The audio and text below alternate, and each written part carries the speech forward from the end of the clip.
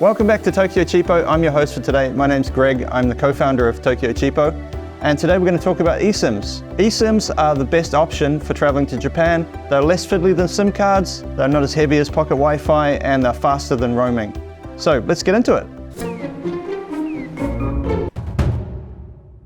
So what's an eSIM?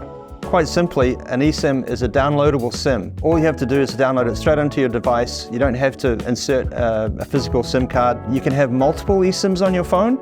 So you can have your existing SIM and you can have 3 or 4 travel SIMs if you want. And lastly, you can get up and running in 15 minutes. So it's super convenient. Pricing.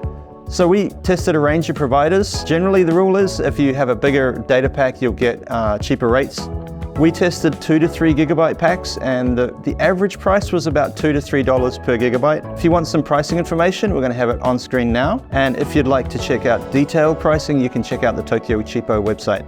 Just a note that this is not an exhaustive list of eSIM providers. Based on our research, these are the main players in the market with reasonable pricing and speeds. Also note that all providers offer a large variety of data plans. We have only included 2 here for comparative purposes. There's one exception for pricing, that's this handset here. Well, it's not the handset, it's the eSIM, it's from mobile. All these other ones are data only. Mobile is the only one that has voice also. Just a quick demo. So I'm calling my other phone. So here you go, here's my mobile SIM calling me. Very handy if you get in a car accident or if you need to call your accommodation or something happens, but otherwise it's all data. Okay, let's talk about data speed. So you can see I've got 6 devices in front of me.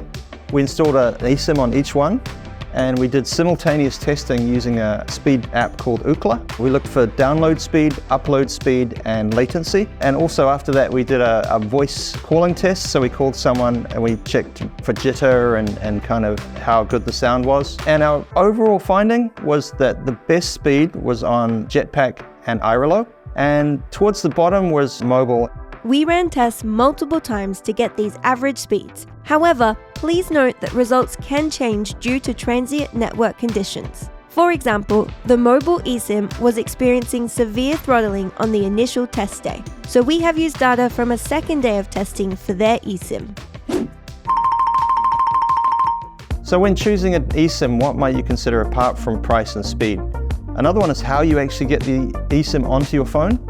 So the typical way you do it is you get a QR code from the company that's providing the eSIM and you scan it with your phone. So what that means is you need 2 screens, you need 2 devices. Alternatively, if you only have your phone, you could enter a long code, but it's quite tricky because you've got the email and you're trying to copy the email and put it in. So it's tricky. The other thing you might want to consider is some of these are roaming SIMs. So like if it's from China Mobile or Singtel, there's another setting you have to click on roaming. It's not that hard. And the last thing you have to do is, these are all Android handsets, but if you have an iPhone, there might be an extra step where you have to download a profile. So it's a kind of a special Japan thing. In terms of which one is the best, we have 4 ones that are more or less the same. So eSIM Japan, Ubiggy, Irilo, and Jetpack. They all take 15 minutes. They're all quite easy, so I can't really pick a winner between those in terms of convenience. If you're looking for other essential information about traveling to Japan, check out our videos that are on screen now. Also, don't forget to check out the article on the website with all the information that we've covered today. Thanks for watching.